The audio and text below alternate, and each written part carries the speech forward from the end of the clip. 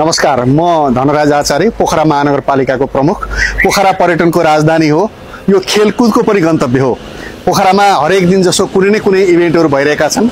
यही क्रममा नेपालको राष्ट्रिय खेल भलिबललाई यही वैशाख महिनाको 18 देखि 22 गतेसम्म पोखरा रङ्गशालामा लायन्स क्लब अन्तर्राष्ट्रिय डिस्ट्रिक्ट एमको आयोजनामा पहिलो पटक लायन्स क्लबको इतिहासमा पहिलो पटक अन्तर्राष्ट्रिय गेम हुँदैछ भने पोखरामा अर्को एउटा नयाँ इभेन्टका रूपमा भलिबल प्रतियोगिता हुँदैछ। नेपाल, इन्डिया, इरान लगायतका देश र विदेशका थुप्रै टिमहरू, नेपाली सेना, नेपाल प्रहरी लगायतका विभागीय टिमहरू सहितको एउटा रोमाञ्चकारी भलिबल प्रतियोगिता हुँदैछ।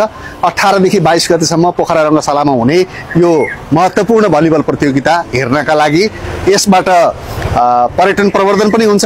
देश र विदेशका खेलाडी साथीहरू पनि आउनुहुन्छ। त्यस कारणले गर्दा सबै पोखरेली दाजुभाइ दिदीबहिनीहरूलाई यो कार्यक्रममा उपस्थित भएर यो टुर्नामेन्टमा भाग लिएर खेलप्रतिको आफ्नो महत्त्व र सहयोग सँगसँगै समर्थन जनाउनका लागि पनि म हार्दिक अनुरोध गर्छु। यहाँहरू सबैलाई हार्दिक निमन्त्रणा छ नेपालको राष्ट्रिय खेल भलिबल हेर्नका लागि यही वैशाख 18 देखि 22 गतेसम्म पोखरा रङ्गशालामा।